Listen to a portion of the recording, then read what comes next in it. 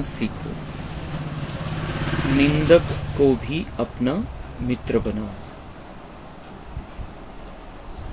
प्रश्न, बाप की कौन सी दृष्टि पक्की है? तुम बच्चों को कौन सी पक्की करनी है? उत्तर, बाप की दृष्टि पक्की है कि जो भी आत्माएं हैं सब मेरे बच्चे हैं। इसलिए बच्चे बच्चे कहते रहते हैं। तुम कभी भी किसी को बच्चे बच्चे नहीं कह सकते हो। तुम्हें यह दृष्टि पक्की करनी है कि यह आत्मा हमारा भाई है। भाई को देखो, भाई से बात करो, इससे रूहानी प्यार रहेगा। क्रिमिनल ख्यालात खत्म हो जाएंगे, निंदा करने वाला भी मित्र बन जाएगा। ओम शांति। रूहानी बाप बैठ समझाते हैं। रूहानी बाप का नाम क्या है? जरूर कहेंगे शिव। वह सबका रूहानी बाप है। उनको ही भगवान कहा जाता है। तुम बच्चों में भी नंबरवार पुरुषार्थ अनुसार समझते हैं। यह जो आकाशवाणी कहते हैं, अब आकाशवाणी किसकी निकलती है? शिव बाबा की। इस मुख को आकाश तत्व कहा जाता है। आकाश के तत्व से वाणी तो सब मनुष्यों की निकलती है। जो भी सब आत्माएं हैं अपने बाप को भूल गई है। अनेक प्रकार के गायन करते रहते, जानते कुछ भी नहीं। गायन भी यहाँ करते हैं। सुख में तो कोई भी बाप को याद नहीं करते। सभी कामनाएं वहां पूरी हो जाती है। यहाँ तो कामनाएं बहुत रहती है। बरसात नहीं होती तो यज्ञ रचते हैं। ऐसे नहीं कि सदैव यज्ञ करने से बरसात पड़ती है। यह तो ड्रामा है। आफतें जो आनी है वह तो आती ही रहती है। कितने ढेर मनुष्य मरते हैं, कितने जानवर आदि मरते रहते हैं। मनुष्य कितने दुखी होते हैं। क्या बरसात को बंद करने के लिए भी यज्ञ है? जब एकदम मूसलधार बरसात होगी तो यज्ञ करेंगे। इन सब बातों को अभी तुम समझते हो और क्या जाने। बाबा म्हणता है ड्रामा का सत्य स्पष्ट नॉलेज तुम्हारे पास है आणि आपल्याला हे आता क्लियर झालेलं आहे, ड्रामा बदल नहीं सकता है। ड्रामा को कोई चेंज नहीं कर सकता है किसी भी तरीके से। जब जब जो जो होना है तब तब वो होना है। हे क्लियर पाहिजे आपल्याला एकदम। बरसात नहीं पडती है तो बाबा म्हणतात यज्ञ रचते हैं आणि मग एखाद्या ठिकाणी होऊन पण जातं, पाऊस होऊन जातो त्याच्यामुळे, पण बाबा म्हणतात वो भी ड्रामा है। ड्रामानुसार उस समय वो बारिश आई। मागच्या कल्पामध्येही असाच यज्ञ केला, असेच संकल्प आले, अशा सगळ्यांच्या शुभ भावना आणि ड्राम्यानुसार ते होणार होतं आणि तसं झालं। म्हणजे बाबा हे याच्यासाठी क्लिअर करताय की तुम्ही कशीही परिस्थिती आली तरी त्याला सामोरं जा, ड्रामा समजून।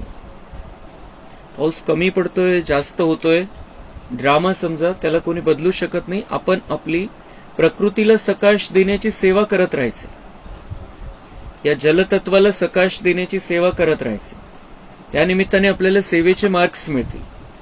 बाकी पाऊस व्हायचा नाही व्हायचा, किती व्हायचा, हे सगळं ड्राम्यामध्ये, ते सगळं ड्राम्यानुसार होईल।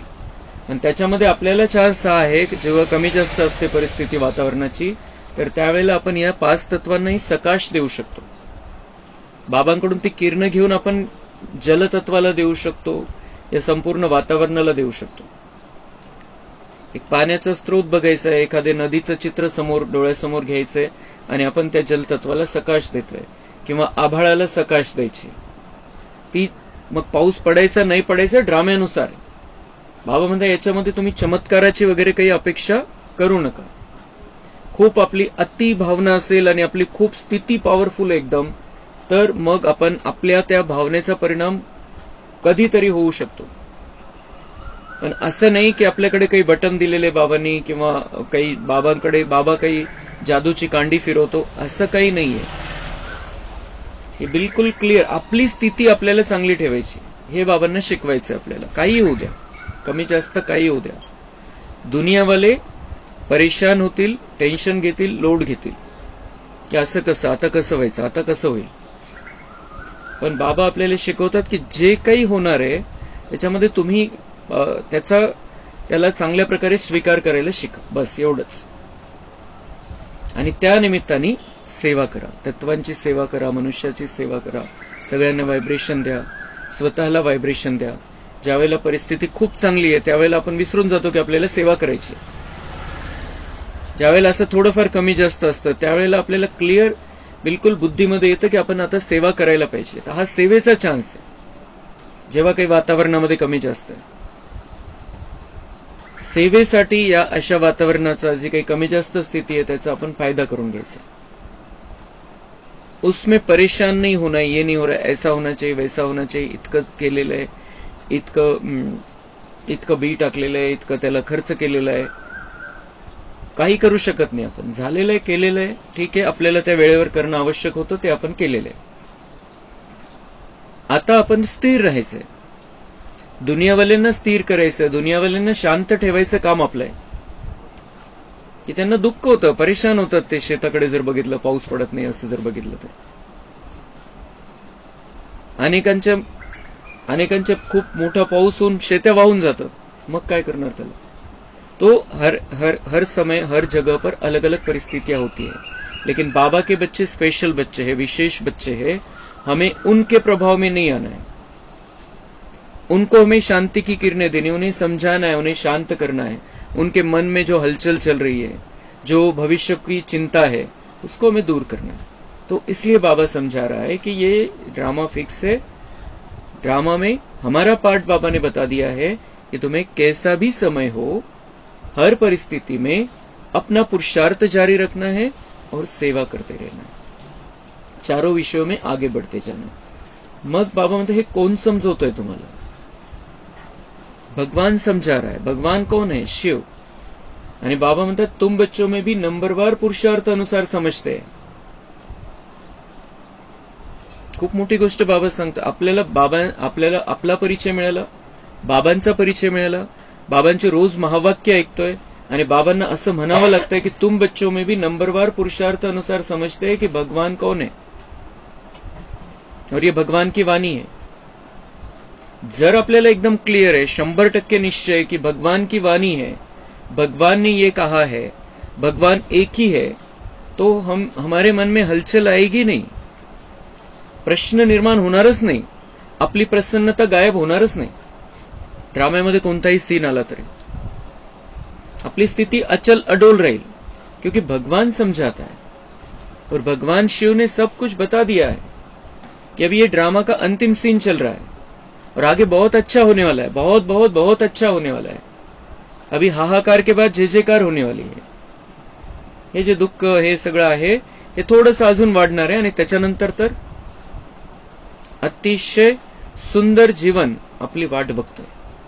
थोडंसं सहन करावं लागेल, थोडासा धीर ठेवावा लागेल. मग बाबा म्हणते ये क्या है, ये आकाशवाणी. आकाशवाणी कहते हैं जसं हे मुख उघडं उघडं असतं, मोकळं आहे, तर त्याला बाबा म्हणते इसको भी आकाश तत्व ही कहते हैं. जे मोकळे आहे, मुख जे मोकळं असतं, आपलं जे जागा आहे, गॅप आहे, ते आकाश तत्व आहे. त्या आकाश तत्वामधून बाबा म्हणते वाणी चलती है, ये आकाशवाणी है. तो ब्रह्मा के मुख से भगवान आकाशवाणी करता है. असं नाही की आकाशामध्ये वाणी होईल, ती कशी होईल आणि कोण ऐकेल आणि कधी ऐकेल आणि कसं होईल, कसं ऐकणार सगळेच्या सगळे. तो ये आकाशवाणी मतलब भगवान ब्रह्मा के मुख द्वारा वाणी चलाता है. और ऐसे ही बाबा म्हणते आपके भी आकाशवाणी चलती है, हमारी भी, हम भी तो मुख से ही बोलते हैं, तो हमारी भी आकाशवाणी है. लेकिन भगवान की आकाशवाणी हम बहुत ध्यान से सुनते हैं और उसको जीवन में अपनाते हैं तो हम देवता बन जाते हैं। बाप खुद बैठ समझाते हैं। मनुष्य बाप की महिमा भी करते हैं और गाली भी देते हैं। वंडर आहे। एकीकडे महिमा आणि बाबा म्हणते एकीकडे शिव्या परमेश्वराला। शिव्या काय? बाबा की ग्लानी कब से शुरू हुई? जब से रावण राज्य शुरू हुआ। मुख्य ग्लानी की है जो ईश्वर को सर्वव्यापी कहा।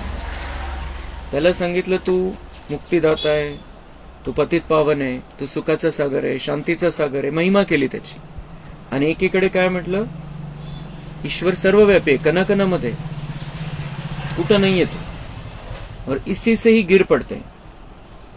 त्याच्याशी कनेक्शन संपून गेलं आणि इथं आपण कनेक्शन जोडत बसलो, किसी भी रूप में भगवान आ जाएगा, मग ते दगडाला शेंदूर फासून त्यालाही परमेश्वर म्हणायला लागले। तो ये जो बातें हैं, भगवान कह रहा है कि ये निंदाजनक बातें। गायन है, निंदा हमारी जो करे मित्र हमारा सो। तो बाबा म्हणता है तो हमारी निंदा की है, लेकिन हम आपके मित्र हैं, आप हमारे मित्र हो। निंदा करने वाला मित्र है। बाबा हे या दृष्टिकोनातून बघताय। निंदा हमारी जो करे मित्र हमारा सो, की तुम्ही माझी निंदा केली, तुम्ही माझे मित्र आहे, मी तुमचा मित्र आहे। मित्रत्वाचं नातं। अब सबसे जास्ती ग्लानी किसने की है? मग त्याच्याही पुढे जाऊन बाबा म्हणताय सबसे जास्ती ग्लानी किसने की है? तुम बच्चों ने। दुनियावाल्यांना नाव ठेवायचा विषय संपला, की त्यांनी म्हटलं कणाकणामध्ये तो सर्वव्यापी है। बाबा म्हणतात तुम बच्चों ने ग्लानी की है सबसे ज्यादा। तो क्योंकि हमारी रिकॉर्डिंग कैसी है, हम हर जगह भगवान को देखते हैं। संगम युगामध्ये काय होतं कि बाबा आ जाओ, बहुत दिल से पुकारा, बाबा की मदद मिल जाती है गुप्त। तो हम समझते हैं बाबा यही कही है, तुम यही कही हो, मेरे आसपास हो। हम गीत गाते हैं, हम समझते हैं भगवान मेरे साथ में है। आणि मग ही रिकॉर्डिंग आहे कि भगवान हमारे साथ रहता है, भगवान यहाँ पर ही है, यही कही है, हमारे आसपास है। आणि मग द्वापर मध्ये काय झालं असेल? पहिले शिवाची भक्ती, पूजा, आराधना, नंतर मग काही काळानंतर जसं देवी देवतांची पूजा स्टार्ट झाली त्याच वेळेला, कारण शिव बाबा बुद्धीमध्ये होता, निराकार बुद्धीमध्ये होता, आणि मग असं आपण म्हणायला लागलो असेल की यही कही है वो, तो कहाँ है वो? यही है, इधर उधर सब तरफ है, चारों ओर है। आपण असं, ती एक भावनात्मक गोष्ट होती की भगवान हमारे साथ में रहता है, आणि आपण त्याला त्या परिवर्तन करून सत्य म्हणून लोकांना सांगायला सुरुवात केली। ती भावनेची गोष्ट होती। भगवान संगम युग में साथ में रहता है, ये सत्य है, लेकिन वो नीचे नहीं रहता है। जो सतयुग से लेकर तो कलयुग के अंत समय तक वो नीचे नहीं रहता है। कलियुगामध्ये भक्ती मार्गामध्ये फक्त भक्ती मार्गवाल्यांना साक्षात्कार करवण्यासाठी त्याचा पार्ट आहे, आणि संगम युगामध्ये 100 वर्ष तो जसं 1 सेकंदामध्ये धरतीवर, 1 सेकंदामध्ये परमधाम, 1 सेकंदामध्ये सूक्ष्म होता है। वो उसका राउंड चलता ही रहता है, लेकिन वो ऐसे नहीं कि किसी पत्थर में जाकर बैठ गया है, किसी मूर्ति में जाकर बैठ गया है, किसी कचरे में जाकर बैठ गया है। कणाकणामध्ये म्हणजे कचऱ्यामध्ये पण, डुकरामध्ये पण। ते किती मोठा अपमान आहे। और बाबा म्हणतात स्टार्टिंग तुमने की आहे। म्हणून कोणालाही भक्ती मार्गामध्ये आपण नाव ठेवायचं कम्प्लिटली बंद करून टाकायचं। ज्या काही भक्ती मार्गामध्ये ज्या कल्पनांचा विस्तार त्यांनी करून घेतलेला, आपली भावना खूप चांगली होती, पण त्यांनी जो काही विस्तार करून घेतलेला आहे त्याच्यामुळे त्यांची जी स्थिती आहे ती तमोप्रधान अवस्था झालेली, एकदम दुःखी जीवन, परेशान जीवन झालेलं आहे। तो बाबा म्हणतात तुम बच्चों ने सबसे जास्ती ग्लानी की है, अब फिर मित्र भी तुम बनते हो। मित्र पण कोण बनतं बाबांचं? मग हम ही मित्र बनते हैं। हम निंदा करने वाले हैं बाबा के, लेकिन हम ही मित्र बनते हैं। बाबा भी हमारा ही मित्र बनता है। यूं तो ग्लानी सारी दुनिया करती है, उनमें भी नंबर 1 तुम हो, फिर तुम ही मित्र बनते हो। सगळे निंदा करतात बाबा म्हणताय, पण त्याच्यामध्ये पण तुमचा नंबर पुढचा आहे, लेकिन तुम ही हमारे मित्र बनते हो। हम भगवान के दोस्त है, भगवान हमारा दोस्त है, सखा है, साथी है। सबसे नजदीक वाले मित्र है बच्चे. मला सगळ्यात जवळचे मित्र जर कोणी आहे तर तुम्ही. बेहद का बाप कहते हैं हमारी निंदा तुम बच्चों ने की है. ये भगवान के महावाक्य और ये सत्य है. हमने ये दुनिया वालों को बताना शुरू किया था. म्हणून शास्त्रामध्ये ज्यांनी लिहिलं त्यांनाही नाव ठेवायचा विषय नाहीये. आणि शास्त्र सुरुवातीला लिहिणाऱ्यामध्ये पण आपला असेल काही पार्ट, क्योंकि बाबा ने जगदीश भाई को इशारे इशारे में 2-3 बार बोला है कि इसने सारी गड़बड़ कर दी है. व्यासचा पार्ट त्यांचा है. तो इसलिए बाबा कहते हैं कि ये सारा तुम्हारा किया है द्वापर के बाद से.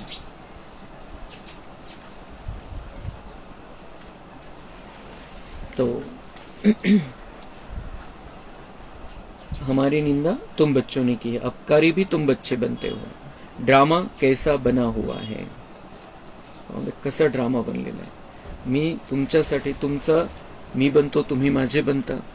तुम्हाला मी इतकी ट्रेनिंग देतो, इतकं सुंदर तुमचं जीवन बनवतो, इतकं भविष्य बनवतो, इतकं सुंदर तुम्हाला वारसा हक्क देतो.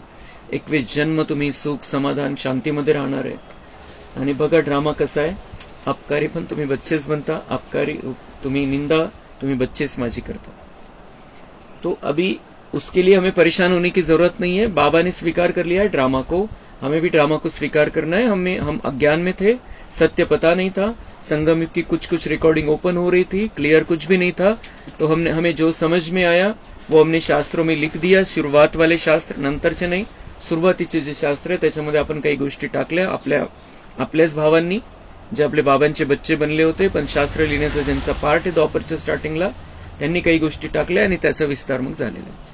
महाभारतामध्ये जे लिहिलं गेलं, गीतेमध्ये जे लिहिलं गेलं, त्याचा विस्तार ज्याने त्यांनी ज्याच्या त्याच्या पद्धतीने केला.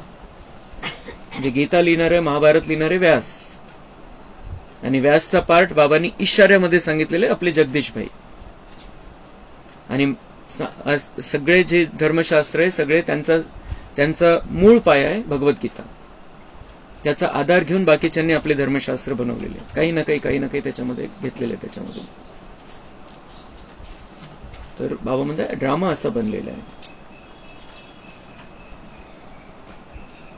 तो ड्रामा कैसा बना हुआ है. यह है विचार सागर मंथन करने की बातें. विचार सागर मंथन का कितना अर्थ निकलता है कोई समझ न सके. बाप कहते हैं कि तुम बच्चे पढ़कर उपकार करते हो. तुम बच्चे पढ़कर उपकार करते हो. अपने ऊपर भी हम उपकार करते हैं और दुनिया पर भी उपकार. हम ये ज्ञान ले रहे हैं तो अपने ऊपर भी उपकार करते हैं, दुनिया पर भी उपकार करते हैं. और बाबा हम पर ये सिखाकर उपकार करता है. लेकिन हम अपकार करते हैं भावना में आकर. सत्य पता नहीं इसलिए भावना में आते, बाकी काही नाही. असं नाही की आपल्याकडून फार मोठी चूक झाली, असं नाही. या अर्थाने बाबा म्हणत नाहीये, पण बाबा सत्य सांगतोय की काय झालं नेमकं, मूळ कुठे आहे. म्हणून बाबांनी संपूर्णपणे आजच्या मुरलीच्या द्वारे आपल्याला क्लिअर केले, भक्ती मार्गवाल्यांना बिलकुल नाव ठेवायचं नाही. आपल्याला रस्ता दाखवायचा आहे. सत्य रस्ता आपल्यालाच माहित झालेला आहे, आपण त्यांना रस्ता दाखवायचा आहे. पण त्यांनी असं सांगितलं ते असं करताय हे नाही. मूळ पाया आपण आहे, बाबांचे बच्चे द्वापर नंतर. गायन भी है यदा यदा ही धर्म से. भारत की बात है, खेल देखो कैसा है. शिव जयंती अथवा शिवरात्रि भी मनाते हैं. वास्तव में अवतार है एक. अवतार को भी ठिक्कर भित्तर में कह दिया है. बाप उलहना देते हैं. गीता पाठी श्लोक पढ़ते हैं परंतु कहते हैं हमको पता नहीं. गीता पाठी श्लोक पढ़ते हैं लेकिन कहते हैं भगवान कहाँ है, कैसा है, क्या है, अब क्या कर रहा है, कुछ नहीं जानते. तुम ही प्यारे ते प्यारे बच्चे हो.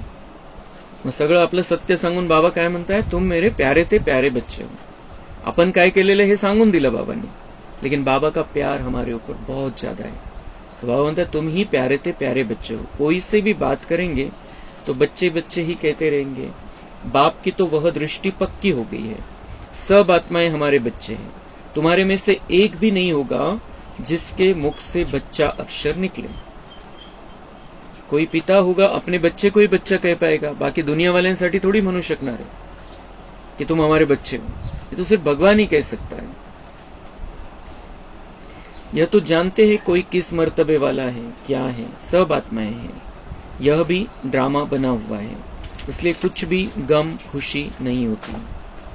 सब आत्माएं हैं, ड्रामा बना हुआ है, इसलिए बाबा को कोई गम या खुशी तशी कोणाचा पाठ बघून नाही होत. सब हमारे बच्चे हैं. बच्चे बच्चे कहने की आदत पड़ गई है. बाबा की नजर में सब आत्माएं हैं. उनमें भी गरीब बहुत अच्छे लगते हैं, क्योंकि ड्रामा अनुसार उन्होंने बहुत ग्लानी की. अजून एक बाबा सांगताय, मुझे गरीब बच्चे बहुत अच्छे लगते हैं, क्योंकि ड्रामा अनुसार उन्होंने बहुत ग्लानी की. क्योंकि जो बडे ऊंचे पदों पर होते वो ते जे काही आहे सांगितलेलं तेवढी प्रोसिजर करणार, एखादं मंदिर बांधणार, त्या मंदिरामध्ये पूजा करणार वगैरे, किंवा कोणी एखाद्या तीर्थयात्रा एखाद्या स्थानावरती जाऊन. पण जे गरीब असतात ते ज्यांनी जिथं सांगितलं तिथं तिथं जातात, तिकडे जाऊन दर्शन करतात. मग भगवान कहाँ पर नहीं है, हर जगह पर भगवान है. बाबा म्हणता ये गरीबों ने ज्यादा विस्तार किया, मेरे गरीब बच्चों ने ज्यादा विस्तार किया है, उन्होंने ज्यादा ग्लानी की है, इसलिए वो मेरे ज्यादा नजदीक है. जो निंदा हमारी करता है वो हमारा मित्र है. तो ड्रामा अनुसार उन्होंने बहुत ग्लानी की है, अब फिर मेरे पास आ गए हैं. अब फिर ग्लानी करके, निंदा करके, मेरी निंदा करके बाबा म्हणते अब फिर मेरे पास आ गए हैं. सिर्फ ये लक्ष्मी नारायण हैं जिनकी कभी ग्लानी नहीं की जाती. बिल्कुल क्लियर. कुठल्या शास्त्रामध्ये, कुठल्याही कहाणीमध्ये लक्ष्मीनारायणची कोणती निंदा नाही झालेली. फक्त बाकी परमात्म्याची निंदा आहे, श्रीकृष्णाची निंदा है, श्री रामाची निंदा है. श्रीकृष्ण की भी बहुत ग्लानी की है. वंडर है ना, कितने आश्चर्य है. बाबा म्हणता इतना सुंदर श्रीकृष्ण, लेकिन उसके साथ भी अनेक कहानियां जोड़कर उसका अपमान कर दिया है. श्रीकृष्ण ही बड़ा बना तो उसकी ग्लानी नहीं है. जब बड़ा बनता है श्रीकृष्ण, मतलब नारायण बनता है, तर तेव्हा त्या स्थितीची कुठल्याही प्रकारच्या तशा प्रकारच्या कहाण्या नाही जोडलेल्या की ज्यातून त्यांचा अपमान होईल. यह ज्ञान कितना अटपटा है. अभी हमने अटपटी बातें सुनी बाबा की, जो हमने कभी सोचा नहीं था. ऐसी गुह्य बातें कोई समझ थोड़ी सकते हैं. इसमें चाहिए सोने का बर्तन. अब ये बातें समझने के लिए वाघिणीचं दूध सोन्याच्या भांड्यामध्येच टिकू शकतं, नहीं तो नासून जाईल. तो ऐसे हमारी बुद्धि भी सोने के बर्तन जैसे होनी चाहिए, प्योर चाहिए, तब ये बाबा की बातें हमारे समझ में आती है. दुनिया वालों को नहीं समझ में आ सकती ये बातें. तो इसमें सोने का बर्तन चाहिए, वह याद की यात्रा से ही बन सकता है. हमारी बुद्धि स्वच्छ शुद्ध सोने जैसी कब बनेगी? जब हम याद की यात्रा में हैं. तब हमारा बाकी किचड़ा निकल जाएगा और प्योर हो जाएगी बुद्धि, और उसमें ये ज्ञान ठहर सकता है. यहां बैठे भी यथार्थ याद थोड़े करते. दूसरा उल्हाना बाबांचं. पहिला उल्हाना बाबांनी सांगितलं कि नंबरवार पुरुषार्थ अनुसार मुझे समझते, भगवान को समझते मेरे बच्चे. और यहां बैठे भी यथार्थ याद, एक्यूरेट आठवण बाबांची, कि मैं आत्मा वो परमात्मा, वो मैं ज्योतिबिंदू वो ज्योतिबिंदू, ही आहे करेक्ट आठवण बाबांची. तो बाबा म्हणते ऐसी याद, यथार्थ याद सब नहीं कर सकते. सब नहीं करते, इधर उधर बुद्धि भटकती है.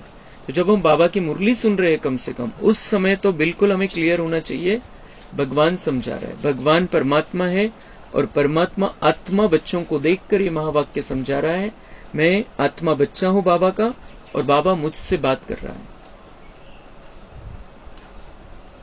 यह नहीं समझते कि हम छोटी आत्मा हैं, याद भी बुद्धि से करना है, यह बुद्धि में आता नहीं है.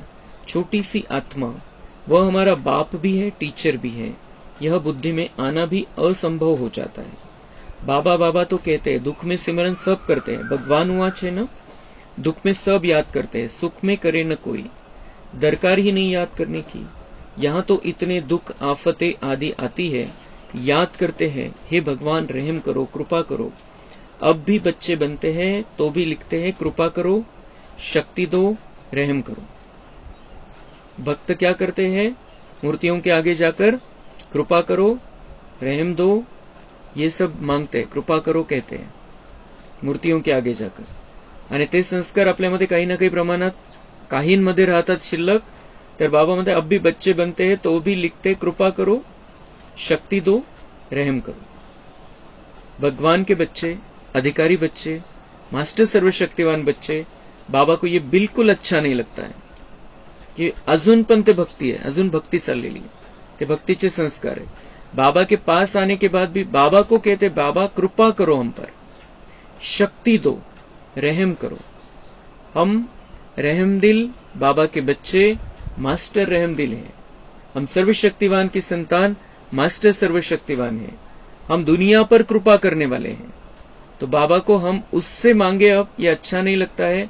अधिकार से हमें बाबा से कनेक्शन जोड़कर उस स्थिति में रहना है. दुनिया वालों के लिए हमें वैसा बनना है.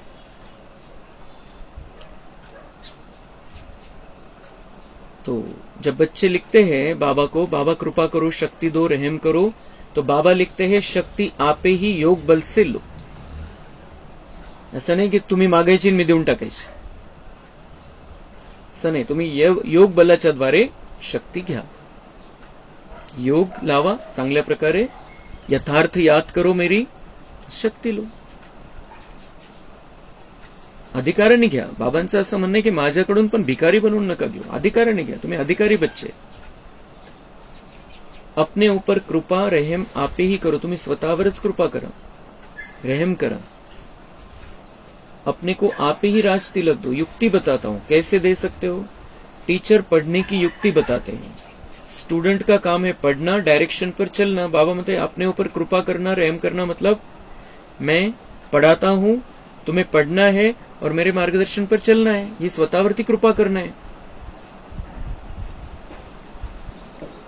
टीचर कोई गुरु थोड़ी है जो कृपा आशीर्वाद करे. जो अच्छे बच्चे होंगे वह दौड़ेंगे. हर एक स्वतंत्र है. जितना दौड़ी लगानी है वह लगाए. याद की यात्रा ही दौडी है. जितना दौडी लगानी है लगाए. जितकं पुढे जायचं तितकं पुढे जा. याद की यात्रा ही दौड. जितकं आठवणीच्या यात्रेमध्ये राहाल तुम्ही तितकं तुम्ही पुढे जाल. आणि जितकं घ्यायचं तितकं घ्या. बाबामध्ये हर एक स्वतंत्र आहे. काही बंधन नाहीये, काही लिमिट नाही की इथपर्यंतच मिळेल, इतकंच मिळेल, या लेव्हल पर्यंतच मिळेल.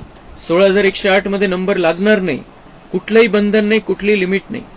बाबा म्हणतात तुम्ही पुरुषार्थ करा, आठवणीच्या यात्रेमध्ये राहा, चारी विषयामध्ये पुढे जा. कुठलाही नंबर तुम्हाला मिळू शकतो. अजूनही पहिले दोन नंबर शिवाय कुठलेही नंबर डिक्लेअर झालेले नाहीये. कितना भी आगे हम जा सकते. एक एक आत्मा इंडिपेंडंट है. प्रत्येक आत्मा स्वतंत्र आहे. कोणावरती डिपेंड नाही राहायचे पुरुषार्थासाठी. भाई बहन का नाता भी छुड़ा दिया. भाई भाई समझो फिर भी क्रिमिनल आई छूटती नहीं है. वह अपना काम करती रहती है. इस समय मनुष्यों के अंग सब क्रिमिनल है. किसी को लात मारी, घूसा मारा तो क्रिमिनल अंग हुआ ना. अंग अंग क्रिमिनल है. देहभान आलेला आहे बाबा म्हणताय. आणि त्यामुळे विकारांचा प्रभाव है. तभी भाई बहन का रिश्ते से आगे भी बाबा कह रहे भाई भाई समझो. हम आत्मा भाई भाई है, एक बाबा के बच्चे. आणि त्याच्यामध्ये पण एकदम क्लॅरिटी पाहिजे. तर तेव्हा मग आपल्याकडून कोणत्याही विकारांचा प्रभाव नाही राहणार. सबसे जास्ती क्रिमिनल अंग कौन सा है. आंखें. सगळ्यात जास्त विकारी पार्ट कोणता आहे आपल्या शरीराचा. बाबा म्हणतात डोळे. आंखें विकार की आश पूरी नहीं हुई तो फिर हाथ चलाने लग पड़ते हैं. पहले है आंखें, तब सूरदास की भी कहानी है. शिव बाबा तो कोई शास्त्र पढ़ा हुआ नहीं है, यह रथ पड़ा हुआ है. तो आंखों से हमें बाबा सिखाता है दृष्टि किस पर जाए, आत्मा पर, शरीर पर नहीं जानी चाहिए. शिव बाबा को तो ज्ञान का सागर कहा जाता है. यह तुम समझते हो कि शिव बाबा कोई पुस्तक नहीं उठाता है. मैं तो नॉलेजफुल हूँ, बीज रूप हूँ. यह सृष्टि रूपी झाड़ है, उसका रचयिता है बाप बीज. बाबा समझाते हैं मेरा निवास स्थान मूल वतन में है. अभी मैं इस शरीर में विराजमान हूँ और कोई ऐसा कह न सके कि मैं इस मनुष्य सृष्टि का बीज रूप हूँ. बाबा बीज आहे या मनुष्य सृष्टीचा रचयिता आहे म्हणून तो म्हणू शकतो. दुनियेमध्ये कोणाची ताकद नाही असं म्हणण्याची. ते म्हणतात की कृष्णाचा अवतार आहे, रामाचा अवतार आहे, वेगवेगळे नारायणाचा अवतार आहे, वेगवेगळ्या गोष्टी सांगतात स्वतःविषयी. लेकिन मैं इस सृष्टि का बीज रूप हूँ. अशा प्रकारे इतकी हिंमत नाही आलेली अजून कोणामध्ये. अजून पुढे एखादा निघू शकतो डुप्लिकेट तसं म्हणणारा, पण ते जे म्हणतील त्याच्यामध्ये ताकद नाही राहणार बिलकुल. भगवान इस सृष्टि का बीज रूप है, इसलिए वो कहता आया है. 86 साल से कह रहा है, आज नहीं. 86 साल से कह रहा है, और वो है सत्य, इसलिए तो कह रहा है। मैं परमपिता परमात्मा हूं, कोई कह नहीं सकेगा। ये मोटे शब्द है, साधारण शब्द थोड़े। ऐसे कोई उठेगा कोई कह देगा, ऐसे थोड़ी है। मैं परमपिता परमात्मा, आज तक किसी ने नहीं कहा। जब से बाबा का ये ज्ञान शुरू हुआ है 86 साल से, आज तक किसी की हिम्मत नहीं हुई कि मैं परमपिता परमात्मा हूं ये कहने की। और भगवान रोज कहता है, रोज मुरली में कहता है, क्योंकि वो है। सेंसिबल कोई अच्छा हो, उनको कोई कहे ईश्वर सर्वव्यापी है, तो झट पूछेगा क्या तुम भी ईश्वर हो? भाव म्हणतात, कोणी जर हुशार असेल दुनियेमध्ये आणि एखाद्याने त्याच्या समोर म्हटलं की ईश्वर सर्वव्यापी आहे, तर त्याचा पुढचा प्रश्न काय राहील? मग तुम्ही पण ईश्वर आहे का? ईश्वर जर कणाकणामध्ये सगळीकडे, म्हणजे तुम्ही पण ईश्वर झाले, मग मी पण ईश्वर झालो. जो दुनिया, ज्याला ज्ञान नाहीये पण हुशार आहे, तो समजदार आहे, तर तो सुद्धा असा प्रश्न विचारेल पुढचा. म्हणजे इतकी सिंपल गोष्ट आहे कि ईश्वर कैसे रह सकता है सर्वव्यापी. ईश्वर जो ज्ञान का सागर, शांति प्रेम का सागर है, और दुनिया की हालत ऐसी है. अगर ईश्वर कण कण में है तो ये दुनिया ऐसी कैसी, और फिर वो उसको ईश्वर कैसे कहे फिर, अगर ये दुनिया ऐसी है तो वो क्या पूछेगा? क्या तुम भी ईश्वर हो? क्या तुम अल्लाह हो नहीं सकता. परंतु इस समय कोई सेंसिबल नहीं है, ऐसा प्रश्न कोई पूछता नहीं है. समझदारी नहीं है अज्ञानी लोगों में, कोई इस तरीके का प्रश्न पूछते ही नहीं है वो. नहीं तो कोणी विचारायला पाहिजे प्रश्न. मग अल्लाह का भी पता नहीं, खुद ही कहते अल्लाह हूं, खुद ही कहते अल्लाह, और अल्लाह का पता ही नहीं है. वह भी इंग्लिश में कहते हैं ओमनी प्रेझेंट. जे ख्रिश्चन धर्मामध्ये ओमनी प्रेझेंट म्हणजे तो यत्र तत्र सर्वत्र आहे, सगळीकडे. अर्थ समझे तो कभी नहीं कहे, म्हणजे शब्द पकडून ठेवलेले, त्याचा जर विचार केला तर बाबामध्ये कोणी म्हणणारच नाही असं कणाकणामध्ये ईश्वर आहे. कारण बघताय सगळं काय, कणाकणामध्ये जर ईश्वर आहे तर किती प्युरिटी पाहिजे होती, किती शांतता पाहिजे होती. असं हे दुःख, अतिरेक, हे चोरी, भ्रष्टाचार, हे सगळं त्याचा विषयच नसतं. तो बाबामध्ये अर्थ भी समझे तो कोई कहेगा नहीं, अर्थ ही नहीं, त्याच्यावरती विचारच करत नाही. क्या कह रहे हम. बच्चे अब जानते हैं शिव बाबा की जयंती सो नए विश्व की जयंती. शिव बाबा की जयंती सो नए विश्व, क्योंकि भगवान आता है धरती पर तो नए विश्व की स्थापना की शुरुआत हो जाती है. इसलिए शिव बाबा की जयंती सो नए विश्व की जयंती. उसमें पवित्रता, सुख, शांति सब कुछ आ जाता है. किसमें? नए विश्व में. भगवान आने के बाद ये सारी प्रक्रिया शुरू हो जाती है. शिव जयंती सो श्री कृष्ण जयंती सो दशहरा जयंती. शिव जयंती सो श्री कृष्ण जयंती सो दशहरा जयंती. शिव जयंती बाबांचं अवतरण, मग श्रीकृष्णाचा जन्म. श्रीकृष्णाची ते श्रीकृष्णत्व त्याच्यामध्ये यायला सुरुवात होते. जेव्हा बाबा प्रवेश करतात ब्रह्मबाबामध्ये, त्याच्यामध्ये श्रीकृष्णाचे लक्षणे यायला सुरुवात होतात. आणि नंतर तो मग काही काळानंतर संपूर्ण बनून मग फरिश्ता रूपामध्ये पार्ट बजावून सतयुगाच्या स्टार्टिंगला श्रीकृष्ण म्हणून जन्म घेतो. म्हणून शिवबाबाच्या जयंतीनंतर श्रीकृष्णाची जयंती सो दशहरा जयंती. मग बाबांची जयंती, बाबांचं अवतरण होतं, तर मग दशहरा आपण विकारांवरती विजय प्राप्त करतो, रावणावरती विजय प्राप्त करतो. म्हणून बाबांच्या अवतरणानंतर दशहरा. शिव जयंती सो दीपमाला जयंती, सगळ्यांचे दिवे जागृत होऊन जातात. शिव जयंती सो स्वर्ग जयंती, स्वर्गाची सुरुवात. सब जयंती आ जाती, ये सब नई बातें बाप बैठ समझाते हैं. विशेष मुरली आहे, विशेष गोष्टी बाबांच्या आज सगळ्या. शिव जयंती सो शिवालय जयंती वैश्यालय मरंती. शिव जयंती सो बाबांची भाषा आणि बाबांचं समजवणं सगळ्यांपेक्षा वेगळं. बाबा म्हणते शिव जयंती सो शिवालय जयंती, शिवालयाची सुरुवात, और वैश्यालय मरंती, ही जी विकारी दुनिया आहे तिचं मरण. सब नई बातें बाप बैठ समझाते. शिव जयंती सो नए विश्व की जयंती। चाहते हैं ना विश्व में शांति हो, तुम कितना भी अच्छी रीति समझाते हो जगते ही नहीं। अज्ञान अंधेरे में सोए पड़े हैं ना, भक्ति करते सीढ़ी नीचे उतरते जाते हैं। हमने शुरुआत की और उन्होंने पकड़ लिया उस बात और वो नीचे उतरते गए। बाप कहते हैं मैं आकर सबकी सदगति करता हूं। स्वर्ग और नर्क का राज तुम बच्चों को बाप समझाते हैं। अखबारें जो तुम्हारी ग्लानि करती है उनको लिख देना चाहिए, निंदा हमारी जो करे मित्र हमारा सोए। तुम्हारी भी सदगति हम जरूर करेंगे, जितनी चाहिए उतनी गाली दो। ईश्वर की ग्लानि करते हमारी की तो क्या हुआ, तुम्हारी सदगति हम जरूर करेंगे। नहीं चाहेंगे तो भी नाक से पकड़कर ले जाएंगे। डरने की तो बात ही नहीं। जो कुछ करते हैं कल्प पहले भी किया है, हम बीके तो सबकी सदगति करेंगे। अच्छी तरह से समझाना चाहिए।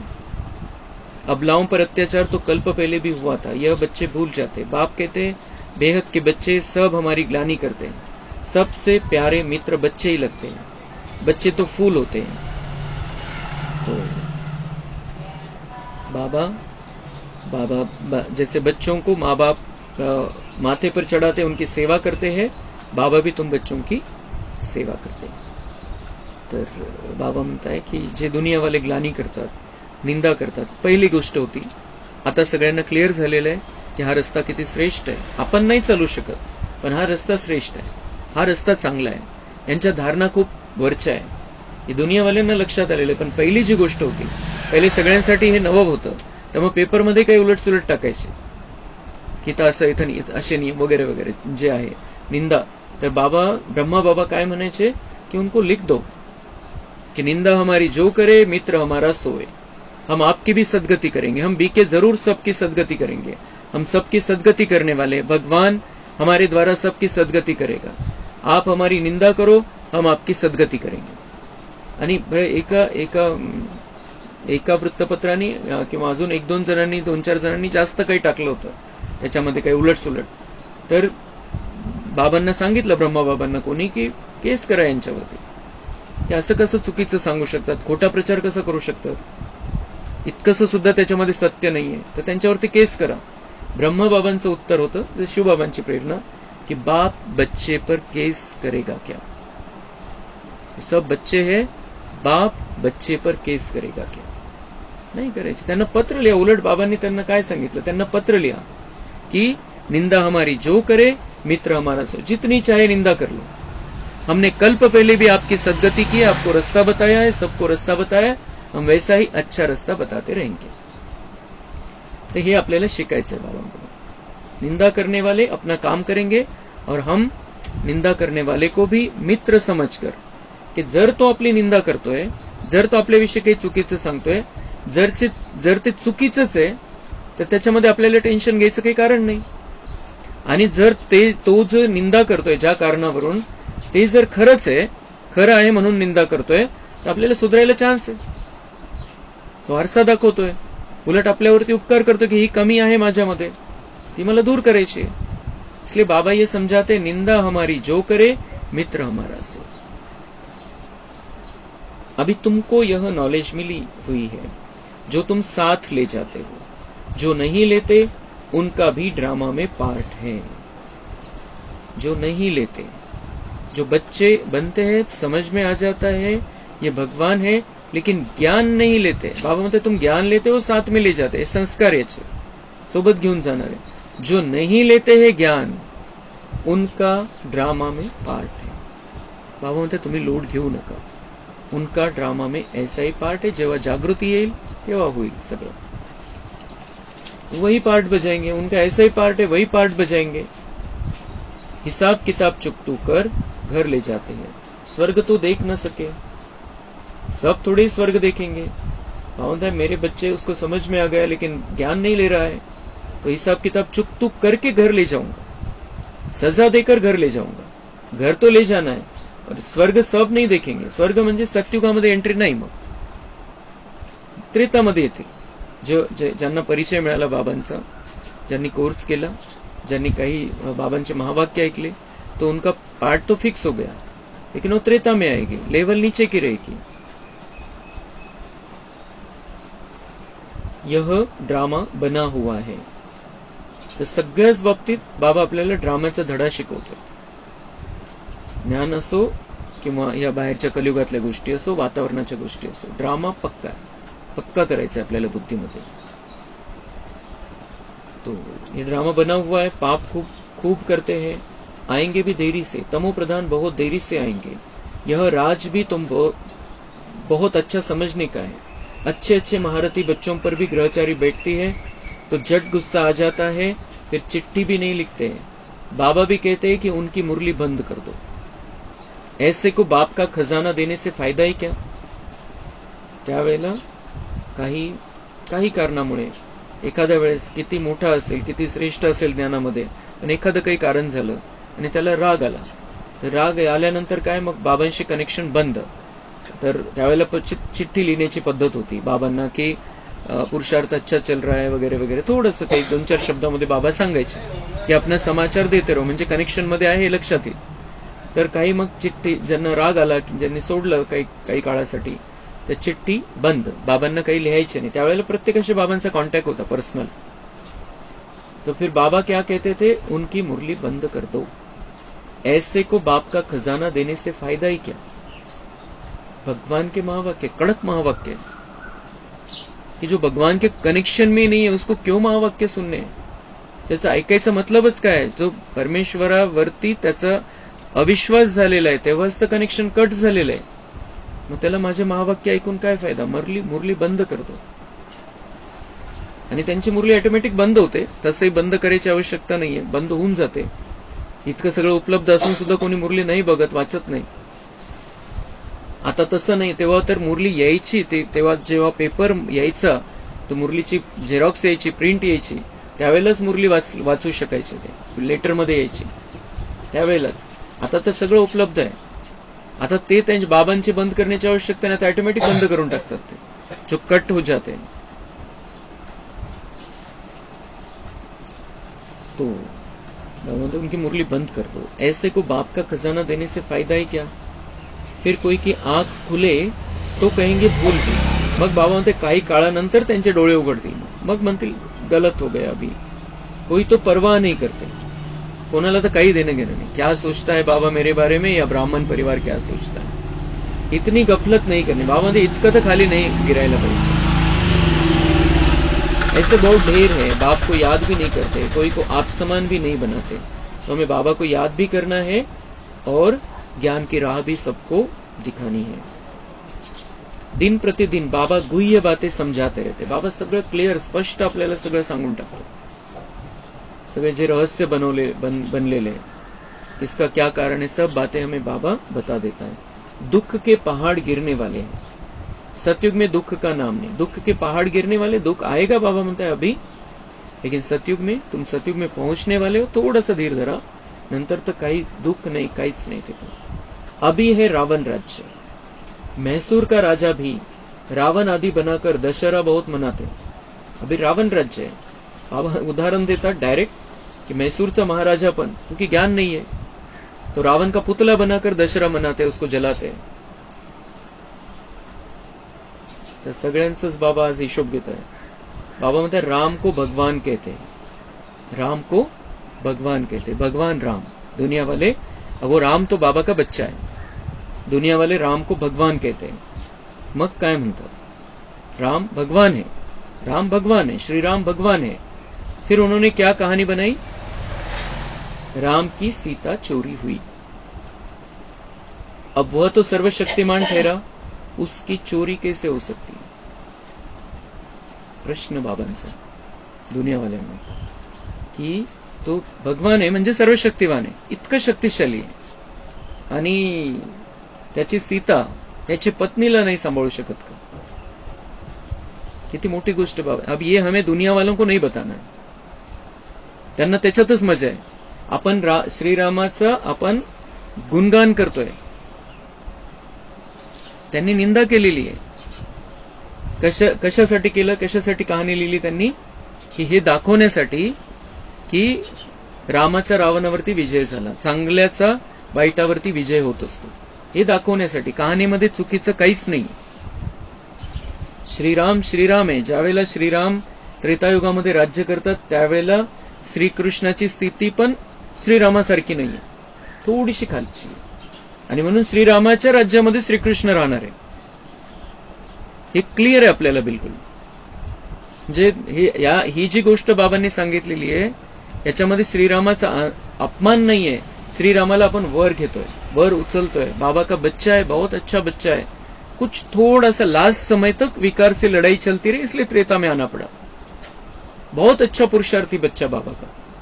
काहीतरी कोणता तरी एखादा विकार तो राहिला शेवटपर्यंत आणि म्हणून त्यांना त्रेतायुगामध्ये यावं लागलं. एवढंच तर ती श्रेष्ठ सगळ्या प्रकारचा श्रेष्ठ पुरुषार्थ केलेली आत्मा आहे. आणि म्हणून श्रीरामाच्या राज्यामध्ये श्रीकृष्ण राहणार आहे त्रेतायुगामध्ये. तो लेकिन ये कहानी को हमें उस तरीके से समझना है कि उसमें जिसने लिखा उसकी भावना अच्छी थी, लेकिन ऐसा नहीं हो सकता है. श्रीराम की सीता को कोई चोरी नहीं कर सकता है, ताकत ही नहीं.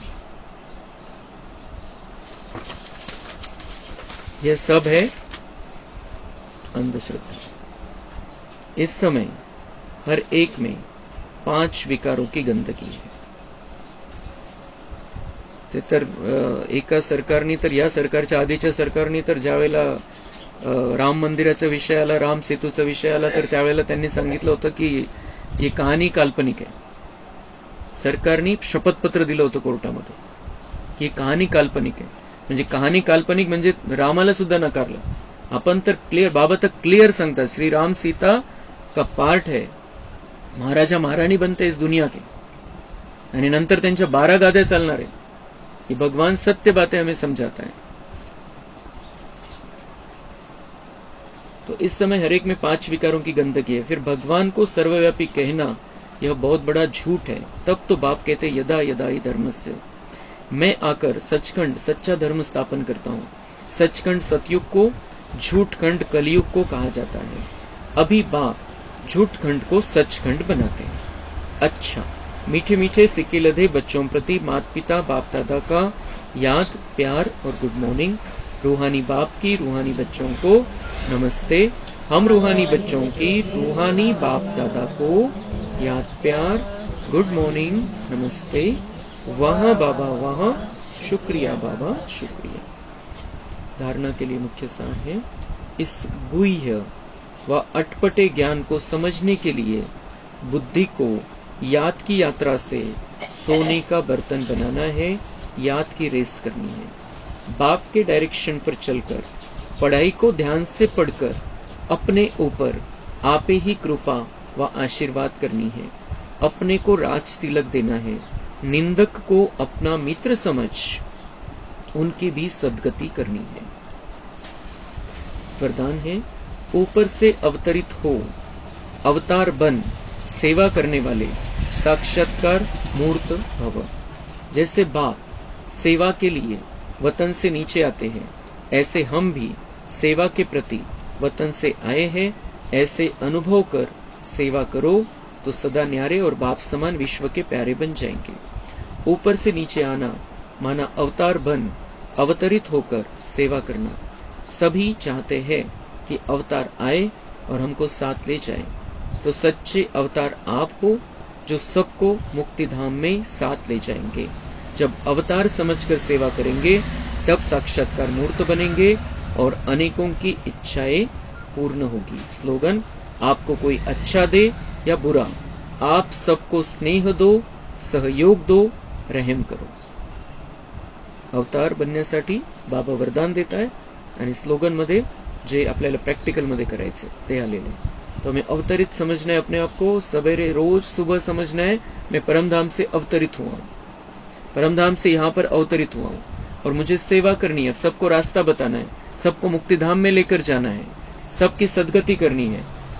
कोई हमें अच्छा दे या बुरा, दिन भर में कोई हमें अच्छा दे या बुरा, हमें सबको स्नेह देना है, सहयोग देना है, रहम करना है.